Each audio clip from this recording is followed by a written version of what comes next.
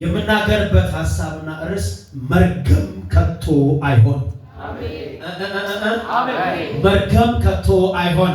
አሜን። አንድ ሰው ይናገር መርገም ይበል እስቲ። ከቶ አይሆን በእኔ ላይ በል እስቲ። መርገም በኢየሱስ ስም ከቶ አይሆን።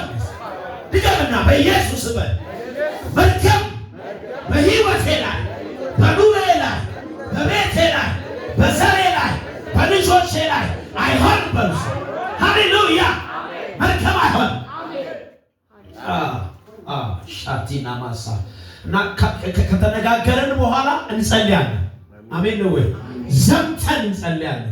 እግዚአብሔር አምላክ የሚሰብረውን ይሰብረዋል። ክብር ለኢየሱስ ይሁን። እንግዲህ መርገም አለ የለም እያለን የምንፈላሰፍበት ጉዳይ የለም።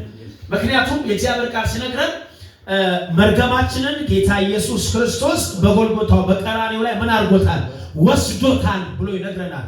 ግን አሁን ወሰደው እግዚአብሔር አንስቶታል በኢየሱስ በልጁ ብለን እጅ እግራችን አጣጥፈን የምንቀመጥበት ዓለም አይደለም ያለንበት መንፈሳዊ ዓለም።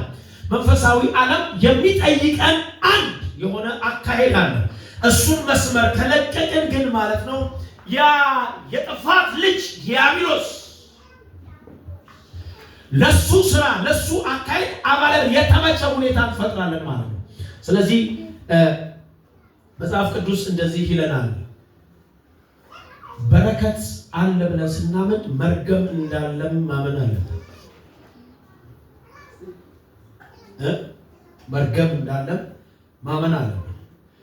በእግዚአብሔር ቃል ውስጥ ከ600 ጊዜ በላይ መርገምና በረከት የሚለው ቃል ተጽፎ እናገኛለን። ከ600 ጊዜ በላይ ቃል ሐሳቡ ተቀምጦ እናገኛለን። መርገም የሚለው ሐሳብና ቃል የጀመረው በዘፍጥረት ምዕራፍ 3 ላይ ነው። ዛሬ የጀመረ ጉዳይ አይደለም። መርገም የሚመጣበት መንገዱ ያለመታዘዝ ውጤት ነው። መርገም አያችሁ፣ ልክ እባብ በክፋቱ ሔዋንን ሲያስታት አዳምም ተሳስቶ በሷ መንገድ ሲሄድ እግዚአብሔር አምላክ አትንኩ፣ አትብሉ፣ አትያዙ፣ አትጨብጡ፣ ወደዛ እንዳትጠቁ ያላቸውን ጉዳይ ስለያዙ፣ ስለቀመሱ፣ ስለበሉ፣ ትእዛዝን ስለጣሱ እርግማንን አመጣ። እባብን ብቻ ረግሞት አይደለም ጌታ የተወው። አያችሁ፣ ሔዋንንም አዳምንም ረገመ። እግዚአብሔር አምላክ የሰው ልጆችን ሲፈጥርና ሲሰራ ለመከራ፣ ለጭንቅ፣ ለሐዘን፣ ለስደት፣ ለእርግማን አይደለም፣ ለሰላም ነበር፣ ለበረከት ነበር። ባለመታዘዝ ምክንያት ግን ከሰላም ቀጠና ወጡ፣ ከበረከት ቀጠና ወጡ፣ ከእግዚአብሔር ዓለም ቀጠና ወጣ።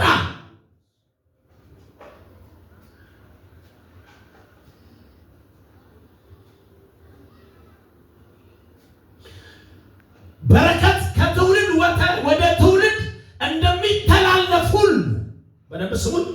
በረከት ከትውልድ ወደ ትውልድ ከዘር ወደ ዘር እንደሚተላለፍ ሁሉ እርግማንም እንደዛው የሚተላለፍ ነገር ነው።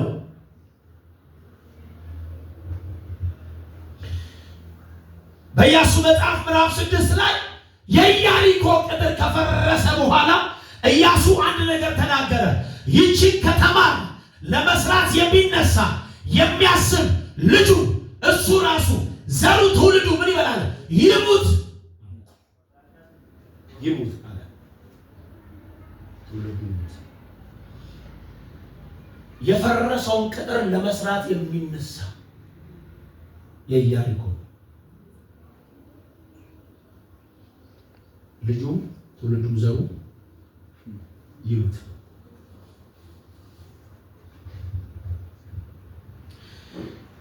መርገምም ሆነ በረከትም ሁለቱም በእኛ ሕይወት እንዲሰራና እንዳይሰራ ማድረግ የምንችለው እኛው።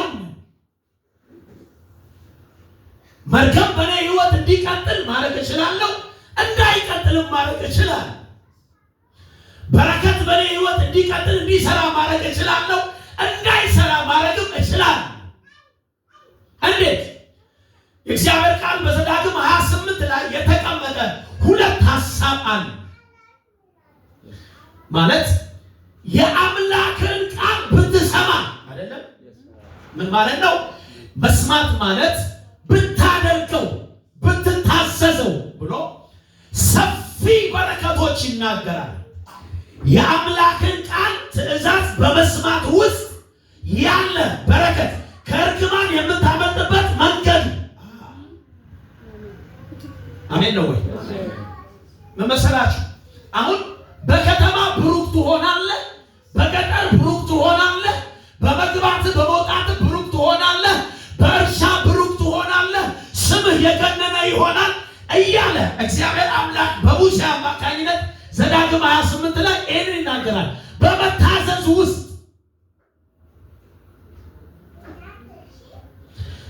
የመለኮትን ቃል ሰምቶ እሺ በማለት ውስጥ ያለ በረከት። አንድ ሰው እጁ ከፍ ያለ በመታዘዝ ውስጥ ያለ በረከት ያገኛቸው። ውሰጂ አሜን በይና። ተመሳሳይ ባለመታዘዝ የአምላክን ቃል ባለመቀበል እሺ ባለማለት ደግሞ የሚመጣ ምን አለ? እርግማን አለ።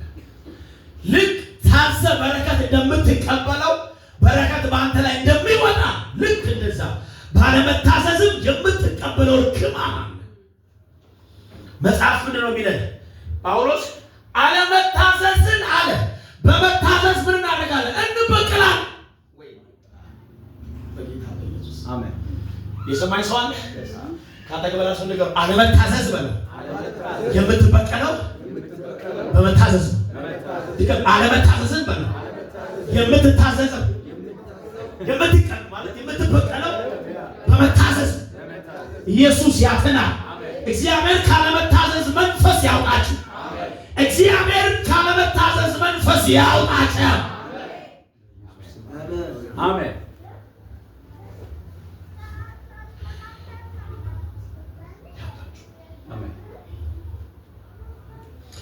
ብትሰማ በረከት ይከተላል፣ ባትሰማ እርግማን። ሁለቱም ምን የሚል ነገር ነው? የሚከተል ነገር ነው። ሁለቱም ምን የሚል ነገር ነው?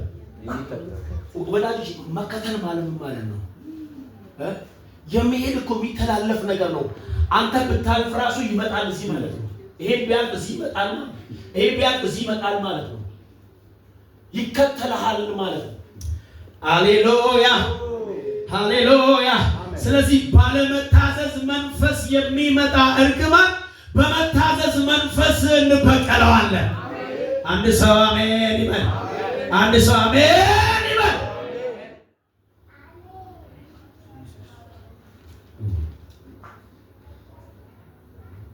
በብሉይ ኪዳን በአንዱ አዳም አለመታዘዝ ምክንያት ሞት ወደዚህ ምድር ወደዚህ ዓለም እንደመጣ ሲነግረን፣ አዲስ ኪዳን ደግሞ በአንዱ አዳም ኢየሱስ ማለት ነው በሁለተኛው አዳም ቆሮንቶስ ምዕራፍ 15 ላይ ይሄንን የሚነግረን ሁለተኛው አዳም ይለናል። ማንን? ኢየሱስን። በእርሱ ደግሞ ምን መጣ? ሕይወት መጣ። ምን መጣ? ሕይወት መጣ። በአንዱ አዳም አለመታዘዝ ምክንያት ሞት እዚህ ከተማ እዚህ ምድር ላይ እዚህ ዓለም ላይ እንደነገሰ፣ ጨለማ እንደሰፈረ፣ መከራ እንደገዛ ምንም እኮ አይደለም። በላብህ ያለው እኮ ማለት ነው ከሕግ ጥሰት በኋላ ከትእዛዝ ጥሰት በኋላ ነው። ላብ የሚባል ነገር ጥረግራ ምናምን አልነበረ። አሁን እንድጥር እንድግር አይደለም እግዚአብሔር መጀመሪያ የፈጠረኝ የነበረው በኢየሱስ አየህ እንድጠወልቅ አሁን በህልውናው በእርሱ መገኘት ብቻ እያከበርኩት በሰላምና በጤና እንድኖር ነበር። ግን ከዛ ዓለም የወጣሁት ባለመታዘዝ ነው። በአንዱ አዳም አለመታዘዝ ምክንያት ሞት በሰው ልጆች ላይ እንደገነነ፣ መከራ እንደገነነ በአንዱ አዳም በኢየሱስ መታዘዝ በሁለተኛው አዳም በሱ በኩል ሕይወት የሆነው ጌታ እግዚአብሔር እንደገና መጣ። እንደገና መጣ። እሺ ባሎስ አሜን። መነሻ ሐሳባችን ዮሐንስ ራዕይ ምዕራፍ 22 ታሪክ ቁጥር 1 ነው አይደል?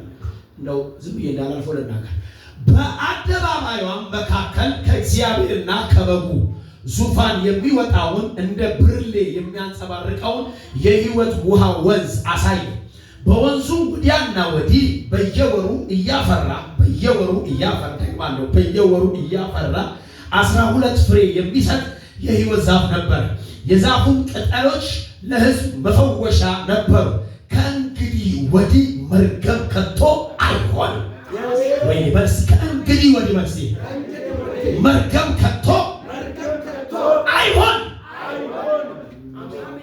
ፈጠን ብሎ ገላትያ ምዕራፍ 3 ከቁጥር 13 እስከ 14 ያለው ቢከፍትልኝ ማለት ነው። አክቹአሊ አይገርምም? እኔ እንዲህ ስገልጠው አናቱ ላይ መጣ። ኢየሱስ ለዘላለም ያድናል። አሜን ነው። መርገም ከቶ ለዘላለም በሎስ አይሆንም። በስ እሺ፣ እንደዚህ ነው የሚለው ቁጥር 13 ላይ በእንጨት የሚሰቀል ሁሉ የተረገመ ነው ካለ በኋላ ተብሎ ተጽፏልና። አያችሁ፣ የተጻፈው የተባለው በሕጉ ነው። ባይዘ በሕጉ የተባለው የተጻፈውን ጳውሎስ ለገላትያ ሰዎች ይሄንን አስቀመጠና እንደዚህ አለ።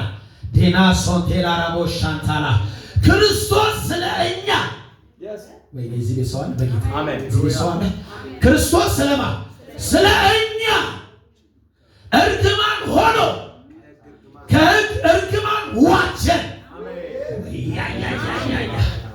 ክርስቶስ ስለ እኔ፣ ክርስቶስ ስለ አንቺ፣ ክርስቶስ ስለ አንተ ምን ሆኖ እርግማን ሆኖ ራሱ ምን እርግማን ሆኖ መጽሐፍ የተረገመ ሆናል የሚለው የተረገመ ሆኖ እርግማን ሆኖ ከሕግ እርግማን ምን አደረገ?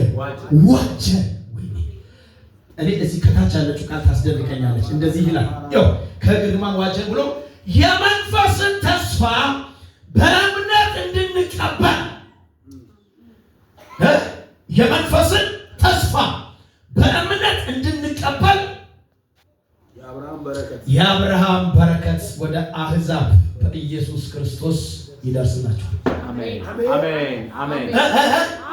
የማ በረከት የአብርሃም አያችሁ፣ በረከት ለትውልድ እንደሚተላለፍ ሁሉ ያልኳችሁ ለዚህ ነው። አብርሃም እዚህ ዘመን ላይ የለም እኮ በአዲስ ኪዳን እኮ በአካል የተንቀሳቀሰ አይደለም ያለው የለም። አብርሃም ከብዙ ሺህ መቶዎች ዓመት በፊት የነበረ ሰው ነው። ግን በአብርሃም በኩል አሕዛቦች የሚያገኙት በረከት ነበረ። አብርሃም ምን ነበረው ስትል ተስፋና እምነት ነበረው። ዋው ማይ ጂሰስ ሄይ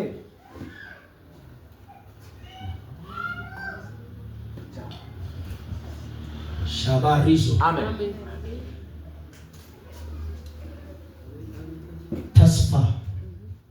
ተስፋው ዝም ብሎ አይደል። በመንፈስ በኩል በመንፈስ ተስፋ እና በእምነት በክርስቶስ ኢየሱስ በኩል ወደ እኛ ምን ብሏል? ደርሷል አለ። ምኑ? የአብርሃም በረከት አሜን አሜን። ክርስቶስ ለእኔ ማለት ነው እርግማን ሆኖ መስቀል ላይ ከሕግ እርግማን ምን አደረገኝ? ዋጀኝ። እርግማን በእኔ ላይ እንዳይሰለጥን አሚዞኒ ካታላ ራባሻን ታላሪያና ናማስ የአብርሃም በረከት ደርሶኛል። ባክጂ ከፋር የአብርሃም በረከት በል በክርስቶስ በኩል ወደ እኔ መጥቷል፣ ወደ እኔ ደርሷል። ደግማችሁ ወደ እኔ ደርሷል በሉ እስቲ ሃሌሉያ። ስለዚህ በክርስቶስ በኩል በመንፈስ የሆነ ተስፋ በእምነት በኩል ማለት ነው በረከት አለ በክርስቶስ ኢየሱስ። ሮሜ ምዕራፍ 8 ላይ ያለው ቃል ቁጥር 1 እንደዚህ ላይ በክርስቶስ ኢየሱስ ላሉት አሁን ኩነኔ የለባቸው በል በእናትህ በለው ይሄን ቃል በክርስቶስ ኢየሱስ ላሉት መቼ ነው ኩነኔ የሌለው? አሁን ኩነኔ የለባቸው። ምን እያለ ነው ቃሉ ማለት ነው? በክርስቶስ ኢየሱስ ለሌሉ ማለት ነው። ነገና ከነገ ወዲያ ገና በሚመጣው ወደፊት አይደለም ኩነኔ የሚሆነው አሁን ማለት ነው። በክርስቶስ ኢየሱስ በመሆን የሚገኝ አሁን ነፃነት ካለ ነገ ሳይሆን አሁን ከሞትም በኋላ አይደለም እኮ ነፃነት የምናረጋግጠው። ሰማይ ከገባን በኋላ አይደለም እኮ የምናረጋግጠው። መጽሐፉ አሁን ሲለን መቼ ነው? አሁን ነው። አሁን ሲለን መቼ ነው? አሁን ነው። በክርስቶስ ኢየሱስ ላሉት አሁን ማሰብ ያለባችሁ አንድ ነገር ነው። በክርስቶስ ኢየሱስ ነኝ ወይስ አይደለም? ላሉ ኩነኔ የለባቸውም ማለት ለሌሉ ግን በኩነኔ ውስጥ አሉ ማለት ነው። ኩነኔ ላያቸው ላይ አለ። ከዛ ኩነኔ ነፃ የሚወጡት ኢሚዲየትሊ አሁን ራሱ ጌታን ቢያገኙ አሁን ራሱ በኢየሱስ ቢሆን አንድ ሰው እጁን ከፍ አድርጎ ኩነኔ የለብኝም ይበልስ። ለምን አትናገርም? ኩነኔ የለብኝም ይበልስ። ድገምና ኩነኔ የለብኝም ይበልስ። በክርስቶስ ነኝ ይበልስ። ሃሌሉያ በክርስቶስ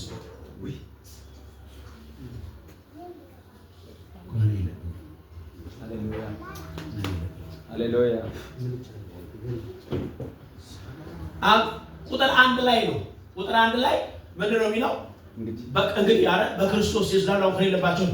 እታች ወርደን ደግሞ ቁጥር 37 ላይ ስናነብ እንደዚህ ይላል። ምንድን ነው የሚለው በዚህ ቁጥር ላይ? በወደደን በእርሱ ከአሸናፊዎች ሁሉ ምን እናደርጋለን? አንድ ሰው ይበለው እስቲ። መቼ መቼ መቼ? በማን በኩል? በክርስቶስ ኢየሱስ በወደደን በእርሱ። ይኸውላችሁ እዚህ ጋር ልብ እንበል። ከአሸናፊዎች እንበልጣለን። አሸናፊ የሚል ሀሳብ ካለ ሁል ጊዜ በጌታ ስሙን ይብዛም ይነስም አይነቱ ይለያይ እንጂ መልኩ ይለያይ እንጂ ይብዛም ይነስም ምን አለ? ፋይቲንግ አለ፣ ጦርነት አለ፣ ድብድብ አለ ማለት አሸናፊና ተሸናፊ አለ ማለት በሁለት ተቃራኒ አካላት መካከል ግብግብ አለ ማለት ነው። በደንብ ልብ በሉ። በወደደን በእርሱ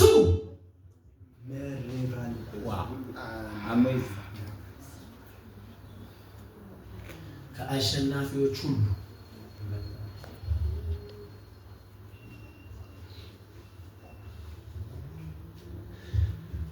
አሸናፊ ለመሆን ከሁለት አንዳቸው መሸነፍ አለበት። የድሉን ባንዲራ ለማውለብለብ ቀበቶውን ማለት ነው ያሸነፍክበትን ቀበቶ የወርቁን ወደ ከፍ ለማድረግ ከሁለታቸው አንዱ ግን መውደቅ አለበት፣ መመታት፣ መሸነፍ አለበት። ይሄንን ነው የምላችሁ። ዓለምን ያሸነፈው ዓለምን ምድርን ያሸነፈውን ኢየሱስ ክርስቶስ አሸንፏል። ለምንድን ነው አንድ ሰው ጮሆ ኢየሱስ አሸንፏል ማይለው? ሃሌሉያ።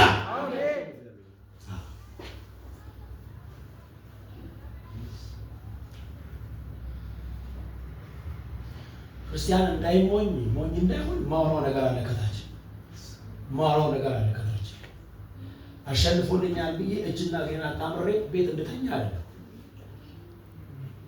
በተሸነፈ ዓለም ውስጥ ነው ያለሁት። ግን መጽሐፍ እንደዚህ ይላል፣ ታሸንፉ ዘንድ የሚላል እዚህ ቤት ሰው አየህ፣ ዓለምን የሚያሸንፈው ይላል። ምናችሁ ነው? አያችሁ፣ በተሸነፈ ዓለም ነው ያለሁት። የወደቀ ዓለም ውስጥ ጌታ ኢየሱስ አሸንፎ የሰጠኝ ዓለም ነው ያለው። እኔም ማሸንፈዋል። አይዶላችሁ አሁን ጌታ ኢየሱስ ክርስቶስ ለኔ የተው ለአንተ የተው እኮ ሌላ ማሸነፊያ የለም። ስሙ፣ እኔ ይሄን መጥቼ ይልሃለሁ አንተ ደግሞ በታውለ ያስቀረኝ ነገር የለም። መንፈሳዊ ዓለም ግን ከኛ የሚጠብቀው አካያስ እሱን እናገራለሁ። ኢየሱስ ለዘላለም ያድናል። አሜን። ኢየሱስ ለዘላለም ያድናል። አሜን። አሁን እዚህ ምድር ላይ አራት አሸናፊዎች አሉ። ይሄንን ለ12 ለ13 ዓመት ለ13 ዓመት ሳገለግል ስናገር የቆየሁት ቃል ስለሆነ በአንድ ሚኒስትሪ ላይ ሁልጊዜ ደግሞ ፍቅር የምናወራው ቃል ስለሆነ ሰሞኑን ወደ ልቤ ሲመጣ ነው ያስቀመጥኩት። አራት አሸናፊዎች አሉ። ኃጢአት አሸናፊ ነው። አንደኛው አሸናፊ ማን ነው? ኃጢአት ነው።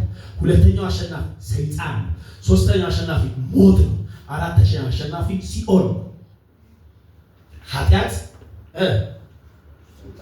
ሰይጣን፣ ሞት፣ ሲኦል። ሰው ሰይጣን ፕሮሰስ ሲያደርገው ሀሳብ ሰጡ ኃጢአት ይሰራል። አያችሁ፣ ኃጢአትን ሲያስተናግድ ኃጢአት ምን ደሞዝ ያለው? የሞት ደሞዝ አለው። ሞት ደግሞ የሚወስድ ወደ ሲኦል ነው። እና እነዚህ አራቱ ስቴፖች የሚያመልጥ ሰው የለም በክርስቶስ ካልሆነ በስተቀር። ሃሌሉያ። ሰው በክርስቶስ ካልሆነ በስተቀር እነዚህ አራቱን ማሸነፍ አይችልም። ኃጢአትን ማሸነፍ አይችልም። ሰይጣንን ማሸነፍ አይችልም። ሞትን ማሸነፍ አይችልም። ሲኦልን ማሸነፍ አይችልም። ለዛ ነው በአንደኛ ቆሮንቶስ ምዕራፍ 15 የመጨረሻው ቁጥር እንደዚህ ይላል፣ አረ እንደዚህ ነው የሚለው አይደል? ስለ ሙታን ትንሣኤ ከሰዱቃውያን ከፈሪሳውያን ጋር ጳውሎስ ከተከራከረ በኋላ የሙታን ትንሣኤ የለም ብሎ ሲናገሩ እንደዚህ አለ። የሙታን ትንሣኤ እንዳለ ካወራቸው ካረጋገጠ በኋላ ሞት ሆይ አለ መውጊያ የታል? ሞት መውጊያ የታል? ሲኦል ሆይ ብሎ ድል መንሳት የታል? ከዛ እንደዚህ ብሎ የሚያሳርገው በክርስቶስ ኢየሱስ ተሸንፈሃል። ኢየሱስ ክርስቶስ አያችሁ፣ ኃጢአትን ያሸነፈ፣ ሰይጣንን ያሸነፈ፣ ሞትን ያሸነፈ፣ ሲኦልን ያሸነፈ ኢየሱስ ብቻ ነው። እስቲ ድምፃችሁ ከፍ አድርጉና ኃጢአት ተሸንፏል በሉ። ሰይጣን ተሸንፏል በሉ። ሞት ተሸንፏል በሉ። ሲኦል ተሸንፏል። ሃሌሉያ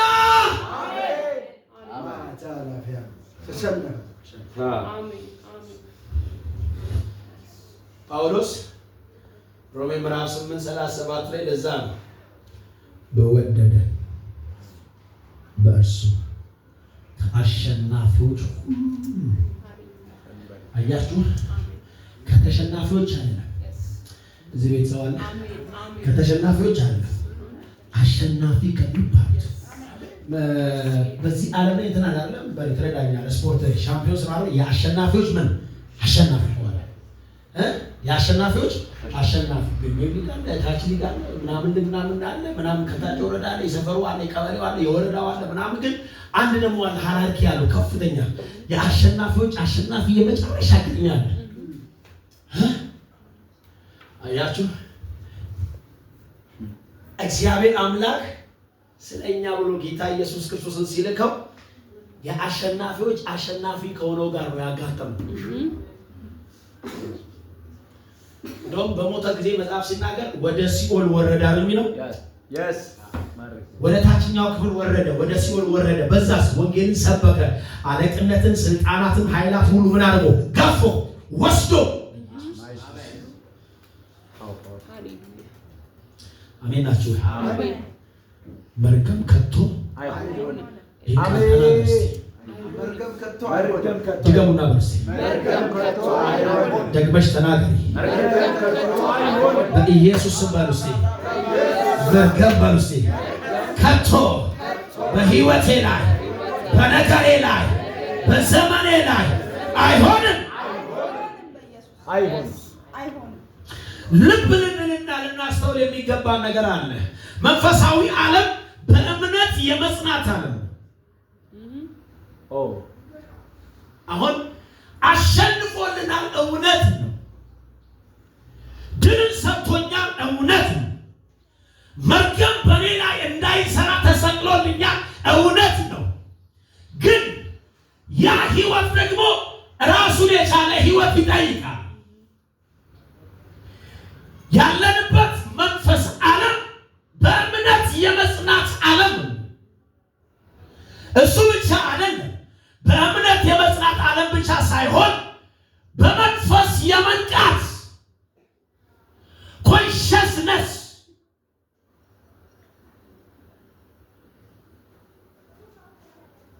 ያ ማለት ነው። በነገሮች ሁሉ ላይ በመንፈስ ኃይል መሰልጠን መሰልጠን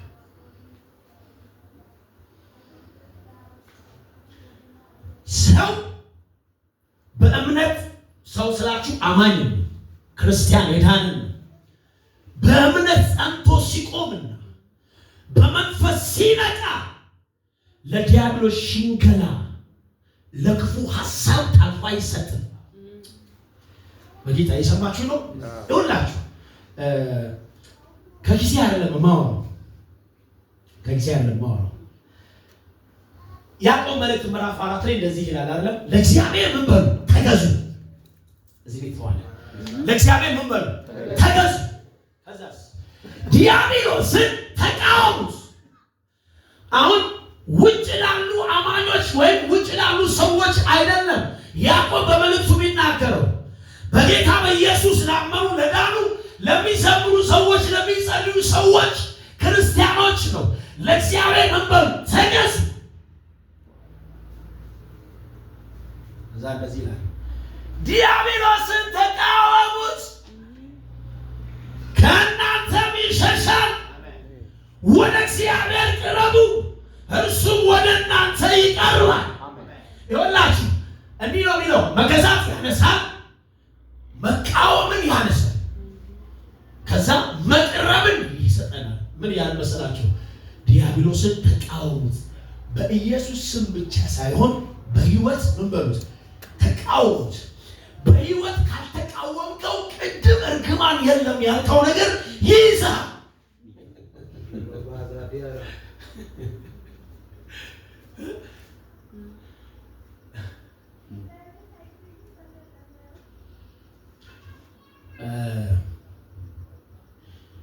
የሆነ አንድ ከአጋንንት የሆነ ትምህርት አለ። ጌታን ስቀበል እስከ መጨረሻው ድረስ ላለው ኃጢአቴ ኦልሬዲ ደሙን አፍሶልኛል፣ ቀድሶኛል። አሁን ጠዋትም ማታም ከሰዓትም እንደማደርገው ኃጢአት ችግር የለውም።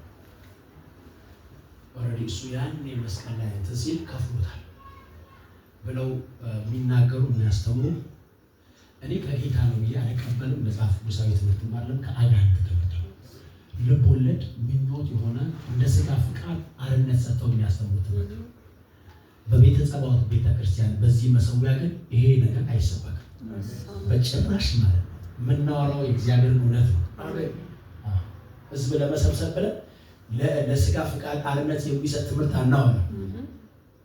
ከአምስትና ከስድስት ሰው ጋር በጽድቅ እንቀጥላለን። አሜን። ይሄ ተቋሚ ነው።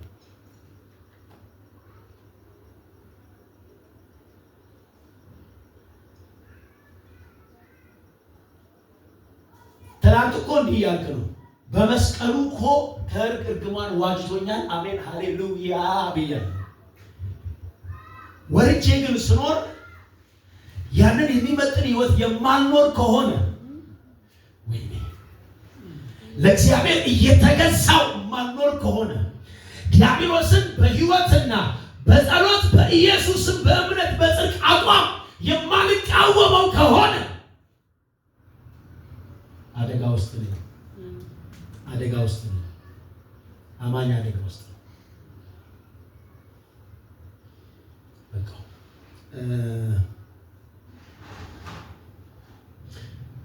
አንደኛ ጴጥሮስ ምዕራፍ 5 ምንድን ነው የሚለው? አንደኛ ጴጥሮስ ምዕራፍ 5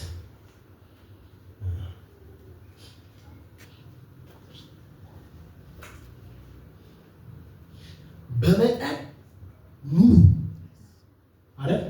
ሲጀምር ቁጥር 5 አንደኛ ጴጥሮስ ምዕራፍ 5 ቁጥር 8 እስከ 9 በመጠን ኑሩ፣ ንቁ። ቀደም ምን ብያለሁ? በመንፈስ መንቃት። አሁን የእምነት አቋም ወይም በእምነት መጽናት ብቻ ሳይሆን በመንፈስ መንቃት አለበት አማን። ባይዜ ለነቃችሁበት ጉዳይ ተገዢ ናችሁ። አንድ ሰው ለአመፅ ከነቃ፣ ለአመፅ ለክፋት ከነቃ፣ ለተንኮል ከነቃ፣ ለነቃበት ጉዳይ ተገዢ። ምን ማለት ነው? ያ ነገር በተለየ መንገድ ከሌላ ሰው በርቶልሃል ማለት ነው።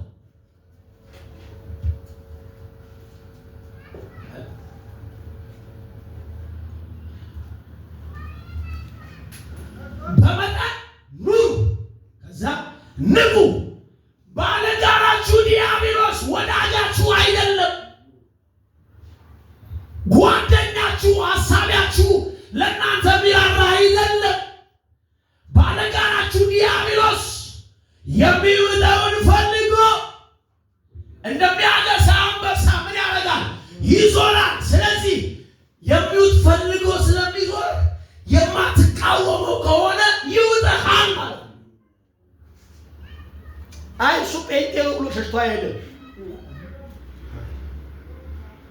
ሸሽቶ አይሄድም። የሚውጥ ፈልጎ መጽሐፉ በእኛ ዙሪያ ይዞራል አይደለም የሚለው ግን ይዞራል። ያኔ ይዞራል ነበር ይወቃ ዞሮ እኮ እኔ ገርም እግዚአብሔር ጋር ቀረበ ነው ብሏል። ሴጣን ከእግዚአብሔር ልጆች ጋር ከመላእክት ጋር አብሮ ተቀላቀለ። ዞሮ መጥቶ ማለት ነው። ዞሮ መጥቶ ከወዴት መጣ ሲለው ምድር ምን አልኳታል? ዞርኳታል። ወዳጆቼ አሁንም ዙረታም ነው ያልኳችሁ እውነት ዝም ብሎ የሚዞር ሰው ዓላማ የሌለው ከባድ ነው፣ ያስታል። የሚወጣውን ፈልጎ ይዞራል አለ። ዝም ብሎ ይዞራል፣ ይዞራል፣ ባንክ ይዞራል፣ ልጆች ጋር ይዞራል፣ ቤት ይዞራል፣ የሆነ ቦታ ይዞራል፣ ጓደኛ ጋር ይዞራል፣ ቢዝነስ ላይ ይዞራል፣ ምናምን ይዞራል። ልክ ግን ማለት ነው በሚፈልገው አይነት ቅርጽ የተቀመጠ ነገር ካለ አገኘው ይላል።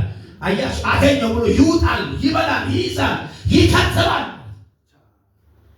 እታች ያለው ቃል ነው። እታች ያለው ቃል ነው። ይኸው በጌታ ስሙ ዲያብሎስ የሚውጠውን ፈልጎ እንደሚያገዛ አንበሳ ይዞራልና በዓለም ያሉትን ወንድሞቻችሁን ያንን መከራ በሙሉ እንዲቀበሉ ያወቃችሁ።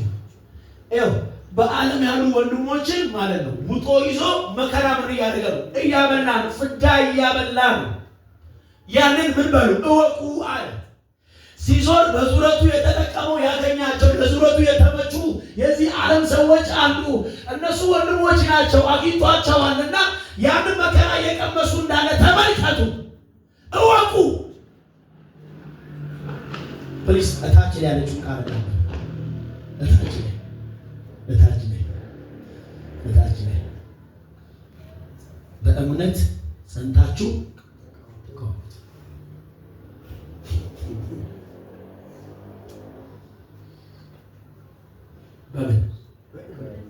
በእምነት ጸንታችሁ ሳይዝ ሳይቆጣጠር ስፍራ ሳይዝ ቦታ ሳይዝ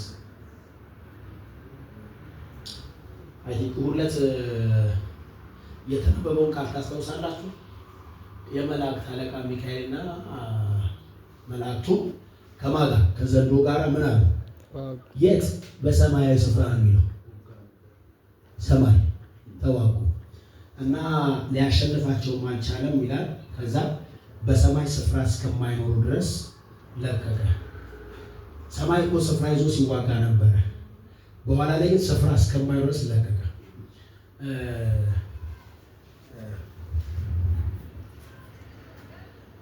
ዮናታን አግኙ ጓደኛችን ድሮ እንደዚህ ይላል፣ ሰይጣን በሰማይ የማይሰራው ስፍራ ስለሌለው ነው።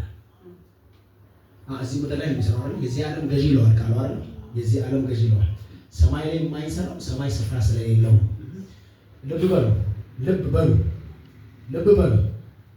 አሁን በእምነት ጸንተን የማንቃወመው ከሆነ እቤታችሁ ስፍራ ይሰራል።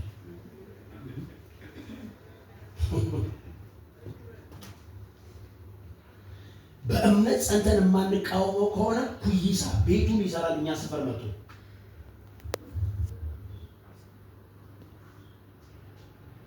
የእግዚአብሔር ቃል እውነት ነው።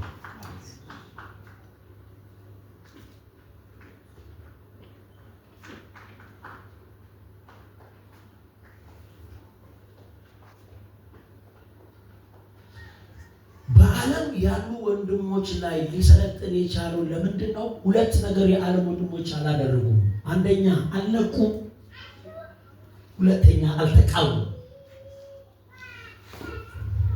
በዚህ ዓለም ገዢ በዲያብሎስ ሐሳብ ላይ ስትነቃና ስትቃወመው ቅድም ያለው ነገር እናንተ ህይወት ላይ አይሆንም። አሜን ነው። አሜን። በአንተ ህይወት ላይ አይሆንም። አሜን። በልጆች ህይወት ላይ አይሆንም።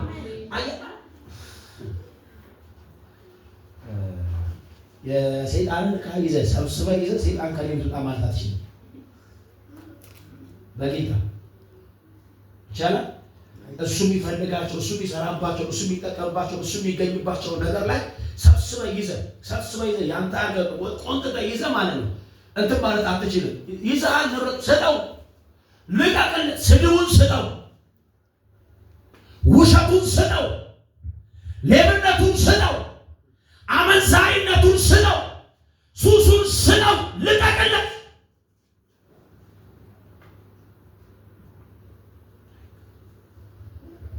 ንብረት አለኝ ብሎ አይቶም ባይዜ ይመጣል።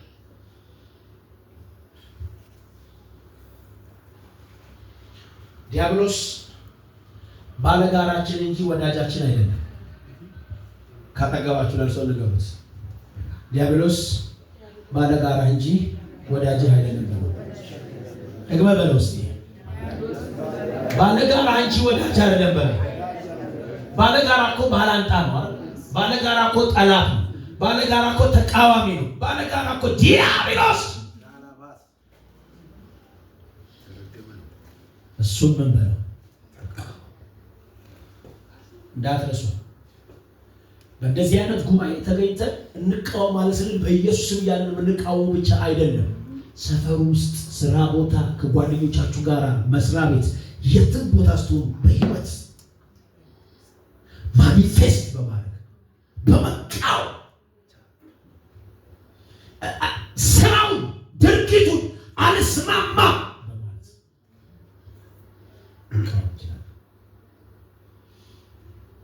ይኸውላችሁ መጀመሪያ ላይ አልፈልግህም ብላችሁ ተቃውማችሁት ወደ ጌታ ስትመጡ ወይ ተቃወመችኝ ጥላኝ ሄደች ብሎ ዲያብሎስ እጅጉን አጣምሮ ወይም ደግሞ ፊቱን አዝሮ ወደ ሌላ ስራ ይገባል ብላችሁ እንዳታስቡ። ይልቁንስ ማለት ነው ትታችሁት ስለሄዳችሁ በእልህ በበቀል ነው ወደ እናንተ የሚመጣው። በደንብ ስሙ። በበቀል ነው የሚመጣው። አያችሁ፣ እግዚአብሔር አምላክ እስራኤልን የሚጠብቅ አይተኛም። እግዚአብሔር ብቻ ማይተኛ እንዳይመስላችሁ፣ ሰይጣንም ስለእናንተ አይተኛም። እግዚአብሔር ሌትና ቀን ሁል ጊዜ ለእናንተ መልካም፣ ለእናንተ በጎ፣ ለእናንተ ሰላም፣ ለእናንተ ጤና ለመስራት ለማድረግ አያችሁ እንደማይተኛ ሁሉ ባይዚ ለኔ ሰላም ሰይ ተጨንቆ አይደለም ማይተኛው ባህሪው ስለሆነ ነው፣ መንፈስ ስለሆነ ነው።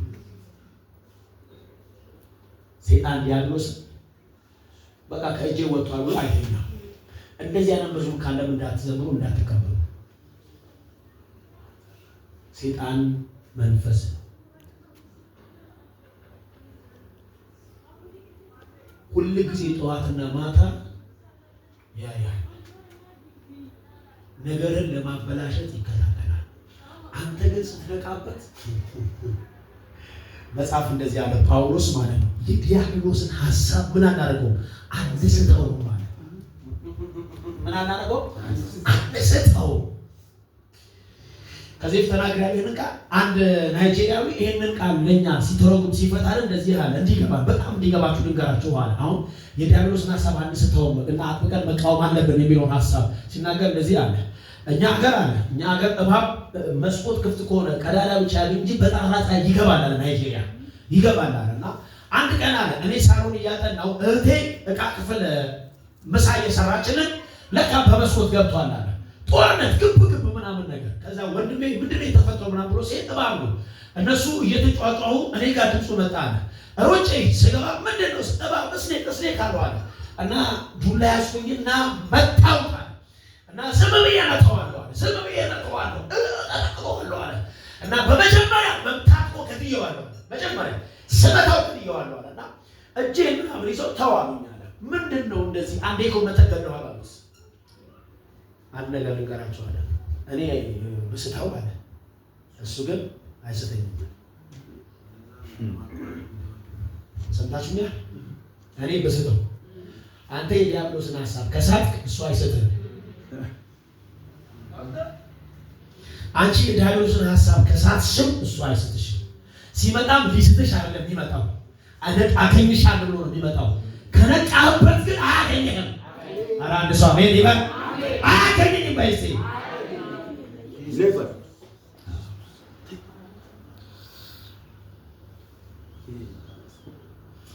በመንቃት መቃወም፣ በእምነት መጽናት ከመርገም ኃይል ነፃ ያወጣል።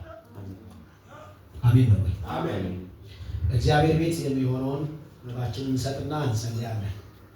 5-6 ደቂቃ እንጸልያለን። ስንጸልይ ግን እያወጅን የምንጸልየው አሜን ነው ወይ?